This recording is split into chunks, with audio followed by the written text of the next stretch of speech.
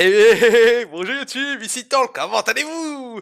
Alors aujourd'hui, on est vendredi 5 février, et je suis actuellement en Finlande, évidemment. Et là vous dites, mais Tank, t'es pas en Finlande, t'es chez toi gros connard. Eh bien oui c'est vrai, parce que je fais des vidéos, on est mercredi, évidemment c'est spécial. Donc là au moment où vous regardez cette vidéo, je vais peut-être bientôt jouer l'Assembly Winter en Finlande. Donc allez voir, ça commence à 20, c'est de 20h à minuit, hein. C'est sur la Millium TV Hearthstone, vous avez le lien dans la description. Allez me soutenir sur le chat, attends le carabine, tout ça. Bon, j'espère que je vais gagner, sinon c'est la honte, hein. Et du coup, je me suis permis de faire un petit peu des vidéos sur les decks que je vais jouer. Alors vous allez me dire, mais Tank, pourquoi tu fais une vidéo alors qu'elle sort avant le tournoi? Parce que c'est pas la Murloc, c'est OP, tout le monde va le ban. C'est la dernière version de Paladin Murloc à la mode. C'est de Cocolento, mesdames, messieurs. C'est très sympathique. On a enlevé les deux acolytes. On va mettre le son du jeu. On a enlevé les deux acolytes. Oh, Malfolio! On a mis un amasseur de putain. On a mis un crash vase. On a mis Doctor Boom, ça c'est très important de le dire, c'était pas là avant. On va garder Hospice, une très bonne carte dans la main de départ pour commencer un peu à gérer le board. Guerrier branchible, ça fait les trades. Et l'arme, évidemment, c'est très fort contre druide. Et en plus de ça, on a mis deux régiments de bataille. Pourquoi deux régiments de bataille? C'est très intéressant. Tout simplement parce que ça permet de mieux tenir l'early game contre les decks aggro, notamment le Shaman Cancer, voire également, pourquoi pas le Mash Tempo parfois, voire le Zo, c'est très très fort contre Zo. Et en gros, on tient beaucoup mieux. Certes, on pioche un petit peu moins parce qu'on a retiré un acolyte de la souffrance, mais je peux vous le dire que le jeu en vaut la chandelle, clairement. Alors, il n'a pas 300 sauvages. Donc là, je pense que je vais juste faire guerrier branchi bleu. Parce que dans tous les cas, on veut qu'il meure, tous les Murlocs. Parce que le but, c'est évidemment de tuer, comme d'habitude, avec tous les Murlocs de ta vie. Donc, soit il a... Ouais, je me disais, bon, voilà. Soit il a rien. Dans ce cas-là, tant mieux, on est trop bien avec le guerrier branchi bleu. Soit il le tue pas. Et derrière, je mets le chef de guerre Murloc. Et on commence à mettre un petit peu la pression à l'adversaire. Et c'est plutôt, pour le coup, une bonne nouvelle. Donc je rappelle évidemment, le but de ce deck, c'est de tenir un maximum jusqu'au... D'ailleurs, il fait les trades, c'est bien. C'est de tenir au maximum jusqu'au tour 10 pour faire justement tous les Murlocs de ta vie. Donc c'est très important de compter combien de Murlocs sont morts. Là, on a pour l'instant un Murloc qui est mort. On sait que le deuxième va bientôt mourir. On sait que la combo, quand t'as les 5 Murlocs, elle fait 22 points de dégâts. Enfin, surtout comme ça, je crois que c'est 22. Ouais, ça doit être ça. Ça doit être ça, évidemment. Pour ça, on a beaucoup de pioches, beaucoup de moyens de temporisation, notamment deux égalités, soit consécration, soit pyromancer sauvage. On a également deux hospices funestes qui se mettent très très bien. Niveau pioche, on a aussi la veille solennelle, deux impôts des mains. On a énormément de moyens de se mettre bien. D'ailleurs, on fait une très bonne sortie puisqu'on arrive à complètement gérer la sortie du druide. Carte importante, c'est également bien sûr le garde Pelalder qui permet vraiment d'avoir une vraie temporisation, notamment contre les Drakazur, les trucs de la griffe quand c'est un druide, mais aussi les Doctor Boom en général, les géants si c'est un Zo ou un Handlock, le gros mage si c'est un guerrier. Et il faut temporiser tout ça jusqu'au T10, et après quand on arrive à installer les Murlocs, en général, globalement on est plutôt bien. Alors, ok, la colère. Colère à 1 du coup, très intéressant, into gardien du bosquet. Ce qui va permettre, globalement, pourquoi pas faire un hospice funeste, vu qu'il a probablement pas de silence. Donc je pense qu'on va juste faire un hospice funeste. On va faire un petit coup d'hero power. Parce que là, qu'est-ce qui se passe? On sait qu'il a sûrement pas de silence, étant donné qu'il vient de faire un gardien du bosquet pour trade, vu qu'il a pioché à peine un tiers de son jeu. Statistiquement, il a pas de silence. Alors, moi, il fasse innervation plus silence. D'ailleurs, c'est très bizarre parce que du coup, il suscite totalement son Drakazur. J'imagine que là, il va full face parce qu'il va pas penser à la veille solennelle. Voilà, évidemment, il pense pas à la veille solennelle. Et du coup, je vais pouvoir piocher directement 5 cartes. Là, il s'est dit, vas-y, c'est bon, je suis bien. Et là, je pioche 2 cartes, pardon, excusez-moi, gratuitement, car 5 cartes sont mortes. Donc, on fait notre veille solennelle. Ok, LM. Le petit crash vase qui arrive. Et le Doctor Boom qui est top deck pile poil dans la curve. Doctor Boom qui est vraiment pas là pour mettre la pression, mais qui est là pour avoir... En fait, il a une certaine vertu thérapeutique concrètement, ce Doctor Boom. Il est très intéressant. Comment dire, il est vraiment pas mal du tout pour le coup. Il est vraiment pas mal du tout, ce Doctor Boom. Là, par exemple, il nous a mis plutôt bien, globalement. Parce que certes, il y a eu un BGH, mais il reste encore les deux bombes qui devraient bien faire le café. Et en plus, j'ai la légendaire du Murloc qui vient d'arriver, donc c'est très intéressant. Donc là, je pense qu'on part sur une consécration. J'en ai deux dans la main. On part sur une consécration. On va utiliser les bombes en espérant qu'elle tue au maximum le druide à la griffe. Si ça le tue, c'est le top du top. Ok, pour l'instant, c'est pas fou. Si ça le tue, c'est le top du top. Allez, tue-le, tue-le, tue-le, tue-le. Ok, pas de chance au niveau des bombes. En plus, elles font 1 et 1. C'est la vie, c'est le jeu. Donc là, on part directement sur l'assassinat de ce Murloc. Ce qui fait qu'au prochain tour, potentiellement, je peux faire un premier tous les Murlocs de ta vie qui peut pourquoi pas permettre de clean le board. D'ailleurs, c'est ce qu'on va faire sûrement pour gérer le Doctor Boom, qui est quand même une carte relativement embêtante. Et on essaiera de tuer avec le deuxième. Alors, allons-y. Donc là, on a quand même pas mal de dégâts. Hein. Dommage qu'on ait pas eu tous les Murlocs qui soient morts. Bon, ça aurait été abusé, mais bon. J'ai égalité consécration, mais je pense qu'on peut se permettre de le garder pour plus tard. Ouais, normalement, si les bombes se mettent pas mal, on est bien là. On fait pièce tous les Murlocs de la life. Voilà, directement. Donc là, vous voyez, par exemple, si j'avais eu celui-là, si j'avais eu le deuxième, ça aurait fait 6, 12, plus 9, ça fait... Non, plus 10 du coup, ça fait 22. Ça fait 22, voilà. Parce qu'évidemment, lui, il aurait gagné plus 1. Évidemment, parce qu'il y aurait eu un Murloc de plus. Donc c'était létal avec 22. Mais il manquait un Murloc, évidemment, on pouvait pas chatter à ce point, c'était abusé. C'était totalement abusif, chatage. Mais du coup, j'ai plutôt envie de tenter des choses, n'est-ce pas? Est-ce que d'abord, je devrais pas faire ça? En mode, avec une chance à 9-6 va tanker une bombe. J'ai plus de chance. Faut surtout pas prendre de bombe face. Ouais, on va faire ça. Avec une chance à 9-6 va tanker une bombe. Ok.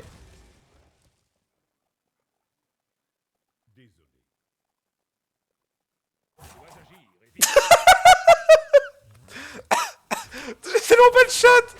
J'ai tellement pas de shot. Et il a tellement un combo. Non mais là franchement, non mais avouez. Non mais j'ai green, mais putain mais... Non mais quelle était la probabilité que ça arrive? Il fallait que ça tape dans un des... Non mais là avouez, YouTube. YouTube. Non mais là, dis quelque chose. Mais là c'est pas légal ce qui s'est passé. Quelle était la probabilité que ça arrive? Quelle était la... La game était gagnée clairement. Non mais putain, non mais... J'ai pas de chance, franchement, non mais elle compte pas, cette game là ne compte pas. C'est... Putain. Ah mais c'est pas possible. Eh, si ça me fait ça en Finlande, franchement. Parce que dans tous les cas, ça se tentait clairement. Ça se tentait tous les jours. Statistiquement, on avait les statistiques qui étaient avec nous, mesdames, messieurs. Ça a mis 4 sur ce putain de Murloc, ce qui a empêché, oh là là, de tuer de l'Octoroon. Oh là, PLS total. J'avais tellement bien géré le début de game en plus. On va garder que le garde là-dedans, les consécrations, c'est pas forcément le must contre voleur. Après, si c'est voleur Raptor, c'est plutôt fort, mais globalement, il y a très peu de voleurs Raptor par rapport au voleur Oil. Le voleur est un match un peu compliqué à gérer. On a deux gardes dans la main, parce qu'on est assez attentiste avec notre deck, et en général, quand on est attentiste contre le voleur, eh ben, il se précipite pour vous faire des misères. Après, normalement, c'est un match-up qu'on peut tout à fait gérer avec efficacité. Bon, là, on part là-dessus. Parce que quoi qu'il arrive, c'est un peu comme le druide. Soit ça va le forcer à ralentir sa sortie. Alors, soit il a pièce agent du S6-7, auquel cas je réponds avec un garde de Pédaldor. Soit il fait directement dag pour trade et ça ralentit sa sortie. Soit il pose une créature et bon, je pense que voilà. C'était vraiment soit l'un soit l'autre, soit il faisait la dague, soit il avait pièce agent du S6-7. En tout cas, ça met 4 points de dégâts. On a déjà un Murloc qui décède. Et on commence un peu à voilà, se mettre bien sur le board directement. La masseur de butin qui est excellent, qui va être aussi géré par l'arme. Mais vous voyez, le but, c'est potentiellement d'arriver à le mettre en dessous des 22 PV le plus vite possible si on y arrive. Parce que derrière, si tous les Murlocs meurent et qu'on a tous les Murlocs de ta vie, et bah, c'est létal. Donc quand il est en dessous de 22 PV, il n'est plus à l'abri. Ok, la jeunesse 7. J'aurais vraiment fait pièce agent à sa place autour d'avant. J'ai pas compris pourquoi il avait pas fait ça.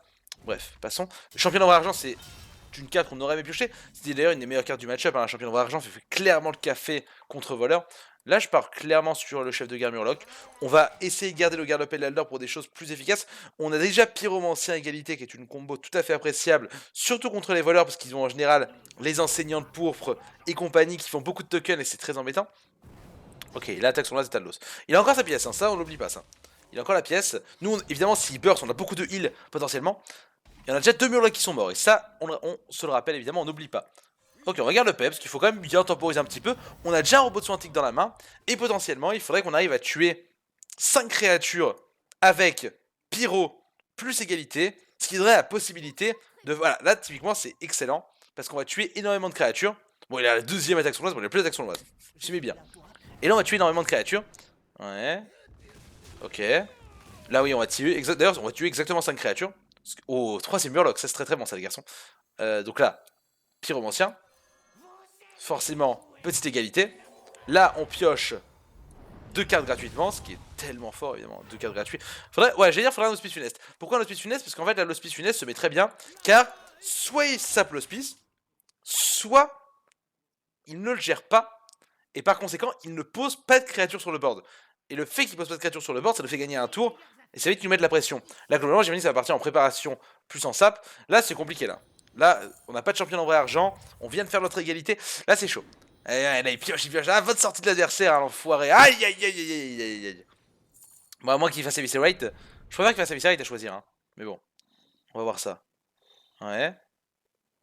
Ok. Alors que le mec commence à faire la perceuse à côté de chez moi là. Qu'est-ce qu'il fait là? Oh, il est 20h là! Dit-il en gueulant, en plein stream. Enfin, en plein stream, en pleine vidéo. Ok. Mes voisins me viennent jamais gueuler alors que je fais tout le temps trop de bruit. Je comprends pas. Ah oui, d'accord, le mec fait ça. D'accord, très bien. Donc en fait, en face, c'est Jésus. Voilà. Il fait actuellement la sortie de Jésus. Donc soit je récupère champion en vrai argent maintenant et je suis très bien dans la game, soit c'est très compliqué. Ah, c'est formidable. Vraiment, c'est un bon jeu. On le dit pas assez, mais c'est un très bon jeu vidéo. Je vais refaire l'hospice. Parce que j'ai pas envie qu'il pose de créatures sur le board. J'ai envie de pouvoir installer un petit board sympa avec un chef de guerre Murloc, un robot de soin antique, même si je sais que je vais sûrement prendre le déluge de l'âme. Et là, on a envie de piocher. C'est-à-dire qu'on a envie de piocher vite une impôt des mains. Impôt des mains, c'est 3 cartes par 3 cartes, ça, quand même, ça fait beaucoup de pioches. Donc il faut qu'on récupère, à mon avis, et au plus vite, une impôt des mains. Ça commence à devenir très important. Ok, ça on le gère, mais du coup, il va. Est-ce qu'il va. Alors, s'il trade, c'est très bon. S'il se fait chier à utiliser des sorts sur l'hospice funeste, c'est excellent pour nous. Faut savoir qu'il joue une version avec Maligos. Donc pour l'instant, il a pas encore. Oh, ok, il perd le déluge de l'âme. Enfin, je sais pas s'il joue Maligos, même pas sûr qu'il joue Maligos. Mais il y a des chances vu sa version. Donc là, hop, trade, tranquillement. On est à 18 PV.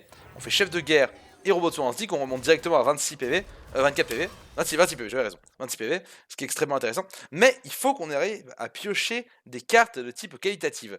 Parce que là, pour l'instant, c'est le troisième Murloc qui va mourir. On n'a pas encore tous les Murlocs de notre life. Et on n'a pas encore eu la légendaire du Murloc qui est morte. Là, le Dr Boom qui arrive.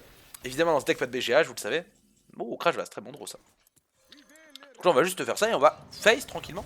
Là, le problème, c'est un problème de pioche. Hein. On n'a pas l'impôt des mains qui ferait définitivement le café. Il n'est plus qu'à 18 d'ailleurs. Hein. Tous les Murlocs de ta vie qui peut très très vite se débarrasser de notre adversaire pour le démolir de manière totale et radicale. Et pour 9 de mana, bon après je vois pas trop ce qu'il va pouvoir nous faire, je pense que là il va quand même, voilà, deuxième sap qui part directement, il a quand même des petits tricks pour s'en sortir, il a déjà joué un éventail de couteau, si ce n'est pas les deux, j'ai un petit doute, il a déjà fait un déluge de lame, là les bombes en espérant qu'elles se mettent mal, bon elles se mettent plutôt mal pour lui, mal pour lui. Après il fait quand même 4 de dégâts, ce qui est embêtant parce qu'il peut très vite mettre beaucoup de burst avec les huiles et les déluges de lame. Ok, Pierre le tombe. Et le deuxième éventail de couteau, qui le fait piocher mais qui est pas du tout décisif. Le petit trade, mettons. Très bien. Un peu des mains, qui arrive enfin, qui est une carte intéressante. On a déjà fait une égalité, ça vous vous en rappelez. C'était tout à l'heure, évidemment. Est-ce qu'on part sur un pot des mains ou alors on peut également partir sur un petit crash vase plus robot jouant en ligue absolument phénoménal, n'est-ce pas, pour garder un peu de contrôle du board. Il a plus de sap. Moi je suis plutôt pour le crash vase robot de soin pour le moment. On continue à mettre la pression, on remonte à 30 points de vie. Là il va être obligé de tout gérer à la mano. On sait que s'il fait Maligos matin, bon il nous tuera pas. Par contre ça serait très intéressant de vite aller chercher la deuxième égalité au cas où il nous pose un Maligos from scratch.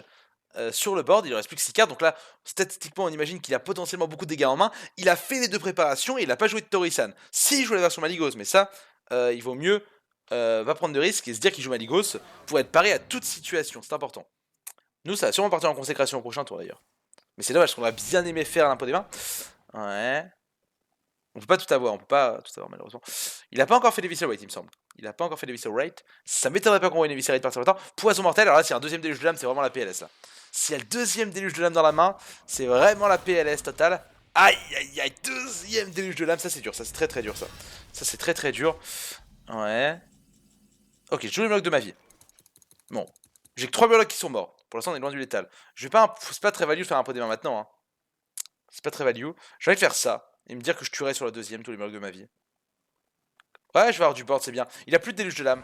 En fait, c'est pas ouf. Je vais quand même tuer le Dracazur du coup. C'est pas phénoménal. C'est pas phénoménal. Mais ça me laisse du temps en fait. Je gagne du temps en faisant ça. Je gagne du temps. Et à tout moment, je vais récupérer ma deuxième égalité en pioche en masse. Ouais. Ok, il a plus d'Eviscerate. Je suis vraiment curieux de savoir ce qu'il joue pour me tuer. Hein, parce que là, à un moment donné, si je temporise assez, il pourra même plus me tuer globalement. Ok, il a plus d'Eviscerate. Donc là, ça veut dire que s'il a Maligos, il aura plus assez de dégâts. Donc là, j'ai plus qu'à clean le board une fois et j'ai gagné. Il faut absolument qu'on arrive à clean le board encore une fois. C'est pour ça qu'on va tout faire pour les top decks, la deuxième égalité. Oh, alors attends, est-ce que c'est létal là du coup? Parce que ça, c'est excellent ça. Mais du coup, j'ai 4 Murlocs 3-3 et 2 Murlocs charge. Ce qui fait qu'ils vont avoir plus 8 chacun. Ce qui fait qu'il y aura la place sur le board, ce qui fait que c'est létal. Forcément. Et voilà. Plus 8, donc forcément ils ont 10 d'attaque. Et ça fait 20 points de dégâts, c'est le bon top deck. Et vous voyez un deck très fort. Bon, on aurait dû gagner la première, j'ai un peu tout niqué. Bon, j'ai grid, hein, vous me connaissez, hein, moi, je suis un éternel grider évidemment. En tout cas, plus ça va, plus je me dis que j'ai bien fait de prendre ce deck là. Parce qu'en fait, au moment où. Après, vous savez qu'au moment où je fais cette vidéo, j'ai pas encore eu mes decklists. Mais c'est vraiment un deck que j'adore personnellement, le Palamurloc, et je me dis, il faut absolument que je le prenne quoi. Je gère pas trop mal avec, je l'ai beaucoup joué, il fallait que je le prenne, c'était un devoir pour moi, vous savez. Encore un druide, tiens, on va se venger. En sachant que globalement, je pense que le druide c'est le pire match-up de ce deck. C'est sûrement le match-up le plus enquiquinant qu'on ait, c'est ce druide qui est très embêtant. En revanche, contre les guerriers contrôle, les prêtres, on les défonce. On a aussi un mauvais match-up contre Mage Freeze. Mage Freeze, et druide, ça peut être compliqué. Mais là, on s'en sort de manière tout à fait admirable, il faut le dire. Alors. Voyons voir ça. Voyons voir, voyons voir, voyons... Oh ça, ta-la-la-la-la. Ok, garde 2 cartes. Donc ça veut dire qu'il y a soit une innervation, soit une croissance sauvage, soit une aspirante là-dedans. J'aimerais bien avoir une égalité. Parce qu'effectivement, l'égalité est extrêmement forte dans ce deck-là. C'est super fort. On va voir. Ok, bon, racine vivante. Racine vivante, ça commence mal. Ça commence agressivement. J'ai la championne. Championne qui est très forte, on l'a vu tout à l'heure. Ça manque d'un hospice cette sortie. En fait, ça manque d'un hospice, ou d'un amasseur, ou d'un Murloc 2-1 qui charge. Enfin, ça manque d'un truc pour gérer l'early game en fait. Après, il a l'air de jouer un deck druide cancer, avec le saccageur engrainé. Ce qui fait qu'à tout moment, si on récupère Garde-Épée de l'Aldor, c'est caviar, mais genre totalement. L'égalité est bien aussi. Et ce qui veut dire que la consécration va avoir une value toute particulière contre cet adversaire et qu'elle sera pornographique potentiellement, mesdames, messieurs, la consécration. Alors. Ouais. Je suis désolé, hein. Je suis désolé. Un petit Murloc là, faut un T3. Faut un T3. Idéalement, régiment de bataille. Vous savez qu'on a toujours pas joué régiment de bataille. Ok, bon bah là j'aime bien une consécration, mais je pourrais pas, hein, malheureusement. Bah, trade, ok. Je peux pas consécration vu qu'on n'a pas la mana. Mana Spirit. Et je pourrais même pas jouer Veille Solennelle vu qu'il a trade ma créature que j'aurais bien aimé trade sur les siennes. Hey, qu'est-ce que tu fais Michel Michel Michael. Genre, juste un token. Et là, globalement, on espère qu'il mette pas de truc trop lourd. Idéalement, s'il met une ombre de l'exclamation à Raptor, ça part également sur la consécration. Le pire, c'est Innervation File River. Je pense que s'il fait ça, je suis mort, globalement. Ok, druide à la griffe. Mode charge. Mode taunt, très bien. Et là, il va... Oh, il full face pas. Dommage, dommage, dommage. Ça m'aurait bien arrangé qu'il full face, ce con là. Je vous le garantis. Ça arrive un peu tard, malheureusement. C'est la vie, c'est le jeu. M'a pas voulu 7. Est-ce que... Non, le mieux, c'est consécration. Le mieux, c'est consécration. Prochain tour, on pourra faire champion en vrai argent. J'aurais pu griller en mettant la championne et en tapant là-dedans, mais ça aurait été tellement téléphoné que c'était illégal de faire ça. Et là, honnêtement, si on n'a pas très vite une égalité, ou très vite de quoi gérer un potentiel Fell River, ça va être très beaucoup la merde. Bon, deuxième championne, hein. C'est bien, mais on prend tellement de dégâts là. On va prendre tellement de dégâts. Pour peu qu'il y ait un Fell River, j'ai pas de garde-paix. Même un garde-paix pour gérer ce Shredder, tu vois, ça aurait été cool. Parce que là, le Shredder, on aura aller taper dedans encore une fois. Après, la combo arrivera très tard, vu que j'imagine qu'il a pas de croissance sauvage dans ce deck. Ouais. Très bien, donc le mec est trop vénère. Une main en mode charge, évidemment, donc là, il me chie totalement dessus. Le respect vient de décéder, évidemment. Faudrait une égalité. Un robot de soin, bon. J'en ai déjà un, certes. Est-ce qu'on doit partir sur un robot de soin antique? Je pense que oui, là, c'est totalement obligatoire dans cette situation. On n'a pas la possibilité de faire pyromancien sauvage, qui pourtant aurait été très intéressant. On aurait pu faire pyromancien, mais ça aurait été nul, vu que forcément, il aurait fait un point de dégâts, il aurait juste eu la 2-1. Ça aurait été nul à chier. J'aurais pu trade et faire pyromancien avec Solennel. Ça aurait pas été intéressant, quoi qu'on dise, en tous les cas. Ok, le raptor de monte. Alors moi j'ai encore un robot de soin antique pour tenir, je peux tenir un petit peu, hein. Je peux tenir un petit peu honnêtement, mais en enchaînant comme ça les robots de soin antiques, ça va pas non plus faire le café de ouf. Là il faut vraiment qu'on prenne le board, il faut une égalité, ce serait génial. Veille solennelle encore une fois, très bien. Je peux trade ça, voir ce qui se passe. Non parce qu'encore tu vois je me disais, je vais faire, si c'est une 3-2 je fais pyromancien, et je fais veille solennelle, ça passe. Parce que du coup, lui, il aurait coûté. Le deuxième aurait coûté 2, j'avais 7 de mana. Mais bon, là, c'est terminé, là. Là, c'est terminé concrètement. Non, mais je pense qu'on va quand même faire ça. On va faire pyromancien. Après, je pourrais plus faire pyro-égalité. Mais si je fais pyromancien, ça me permet de faire veille-veille. Sinon, je fais deuxième champion en argent. Là, il faut partir du principe qu'il a pas de points de dégâts dans la main quand on est au fond comme ça. Parce que là, je pense que malheureusement. Ah, on peut robot, au pire. On va robot pyro. C'est un peu losing play. Je pense qu'en faisant ça, on est au fond. Mais on a toujours une petite chance. C'est vrai que je m'attends quand même à ce qu'il ait un balayage dans la main ou un truc pour me mettre au fond, ou un rugissement. Quoique là, même s'il a un rugissement, je prends 3, 6, 8, 8 plus 9, non 8 plus 7, 15. Bon, je ne meurs pas. Je ne meurs pas. Ok, là, évidemment, il y a full face, hein, bien sûr, c'est un animal. C'est un vrai animal. Vous voyez, même la première consécration n'a pas suffi tellement que le mec était vénère. Mais on a eu une sortie très lente, hein, et ça n'a pas aidé. Après, on a eu beaucoup de heal, certes. Ok, le keeper. C'est vraiment une version d'enculé, quoi. Oh, une version de pute. Et là, j'imagine qu'avec la 2-1, il va trade la 3-3. Même pas, ah non, très bien. Ah non, non, il s'en bat les couilles. Il s'en branle. Il me chie dessus. Tous les blocs de ma vie. Ok. Ok. Alors potentiellement, je suis pas mort. Hein. C'est la merde. Comme la merde. La championne. On tue ça. Jusque là, on est d'accord. On tue ça. Non, on tue ça d'abord pour éviter un rip-hop taunt. On tue ça. Un rip-hop de merde. Ok. Oh, il a un taunt, putain. J'en parlais, heureusement que je fais ça. Après, là, il a 5-6. Là, potentiellement, je suis à 2. Je pense que la carte qu'il a là est une carte sort. Et je dirais que je suis mort. Là, je suis mort sur les 3 quarts des cartes de son deck. Enfin, je suis mort sur Rugissement, je suis mort sur Balayage, je suis mort sur Racine Vivante numéro 2. Donc voilà, bon, la force de la nature me tue aussi. Non, mais là, celle-là, elle compte pas, cette game-là. Il a fait une sortie de port. J'ai rien pu faire depuis le début. C'est bon, vous avez vu maintenant quand on rage quitte, ça va beaucoup plus vite. Genre, on quitte avant de mourir maintenant. Et ça fait quand même bien plaisir, ça. On aime rage quitte avant de mourir. Voilà, on aime pas mourir, tout simplement. Donc c'est bien, on est content. Allez, on relance. On va pas s'arrêter sur une défaite comme ça. Et après, encore une fois, le druide est le pire match-up. Mais ce druide-là, normalement, c'est censé être un match-up très correct. Mais là, circonstances font que. Les circonstances font qu'il a fait une sortie qui n'était absolument pas halal. Et que du coup, il m'a chié dessus. Voilà, tout est dit. Alors. Ok. Bon, chasseur, c'est un bon match-up. Parce qu'encore une fois, si le mec joue un chasseur mid avec les crinières, et ben on gère totalement ses crinières grâce au Garde Elder notamment. Donc c'est super fort. On va garder chef de guerre et l'hospice funeste. L'hospice qui se met très bien au début de partie. Et qu'on a également, encore une fois, donc 2 pyros, 2 consacres et 2 égalités pour gérer ça. Le régiment, attention au lâcher des chiens. Mais bon, sinon par ça, tout va bien. On joue contre SMU. SMU. Ok, il joue Hunter Mid. Donc globalement, c'est un match-up quasiment imperdable, où on gagne toujours avec nos murlocs assez vite. On va passer, parce que là je me dis qu'au prochain tour, il va peut-être faire un jongleur de couteau ou un savant fou. Ok. Et là je me dis que il a que 4 dégâts, donc il y a de grandes chances. Alors soit il a une marque du chasseur ou une chouette, et il la gère easy, soit il est obligé de faire un ordre de tuer, ou un tir réflexe, donc ce qui est plutôt cool, soit encore mieux pour nous, il a rien et tout meurt. C'est la meilleure solution pour nous, ça. Là, il essaie de récupérer. Non, je pense qu'il va me tuer. Ok, tir réflexe, très bien. Et ça tank des dégâts. Donc c'est très intéressant. Certes, ça meurt, mais on a tanké quand même énormément de dégâts. Ça permet de bien temporiser. Bon, là, surtout pas, vous faites régiment de bataille. Hein, dans aucune galaxie du monde, tu fais régiment de bataille. Sinon, tu prends lâcher les chiens et t'es mort. Évidemment. Et là, idéalement, il faudrait vraiment qu'on pioche au plus vite. Ce qui pourrait être absolument excellent. C'est-à-dire la pyro qui est très fort dans ce match-up-là. Évidemment, parce que pyro, c'est fort dans tous les match-ups de toute façon. Hein, c'est indispensable hein, dans ce deck. Hein. Les deux pyro égalité, je voulais dire. Fais les trades, hein, ça nous arrange. Si trade sa bête, c'est bon pour nous. Ouais, dommage, dommage. Trade?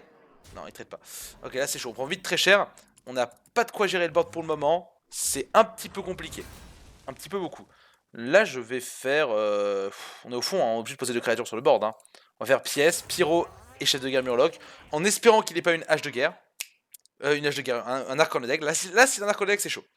Là, s'il a un arc corne d'aigle, c'est quand même tendu de ouf. Mais c'est marrant. Après, on a un bon match-up contre ce deck-là. Mais on n'a pas nos gardes de l'Aldor comme le parti d'avant. C'est quand même très important, c'est des cartes primordiales dans ce match-up. Rappelons quand même que le Paladin Secret est fait pour battre les decks contrôle avant tout. Vous le jouez pour battre avant tout les decks contrôle. Ok. Bon bah si j'ai pas un heal et que c'est un piège givrant, j'ai perdu. Voilà. Ou une égalité. Une égalité serait bien. Putain, vraiment la pire game quoi. Bon si c'est un piège de serpent, j'en parle même pas. Hein. Ok, c'est un piège, je sais pas quoi, mais c'est pas un piège de bâtard. Enfin, moins que ce que j'aurais pu penser. Ça doit être le piège à ours, j'imagine. Bon, on va dire qu'il y a pas, on va dire que le mec a pas de lâcher les chiens, lâcher au fond. Hein. Faut garder ce pyromancien. Là, on tape pas face évidemment avec l'arme, surtout pas, parce que de grandes chances que ce soit un piège explo ou un piège à ours. Là, on est quasiment mort. On n'arrive pas à piocher nos heals, ni nos garde de l'Aldor, ce qui est quand même plutôt embêtant. J'aurais presque pu garder un robot de soin antique, mais en même temps, contre Hunter, en général, t'as le temps pour ça. Et là, on n'a pas le garde de l'Aldor, j'en parle depuis tout à l'heure, mais on n'a même pas eu l'égalité dans cette partie. Et ça va nous coûter vraisemblablement totalement la partie. Alors. Donc que voulez-vous faire dans cette circonstance funeste Alors là, je suis mort. Quel que soit le secret, en fait. Et donc c'est bien ça. En fait, ouais, dans tout cas, j'étais mort. Je peux le tuer, mais évidemment, la crinière me tue. Bon, bah, en tout cas, on espère... on espère clairement que je chatte plus à l'Assemblée Winter. Là, ça s'est mal passé. En tout cas, je vous présente un petit peu le deck que je vais jouer. Donc là, évidemment... Là, putain, j'en passe en 6 en plus. Là, évidemment, pour l'Assemblée Winter, personne n'est en confiance. Hein, les gens disent, là, vous imaginez mon état, je pars demain en Finlande. Et là, je joue dans quelques heures en plus pour vous. Là, c'est la PLS, hein, c'est clairement la PLS. En tout cas, souhaitez-moi bonne chance. Plus de chat que maintenant. Bisous tout le monde. Et on se revoit avec le trophée. Ciao.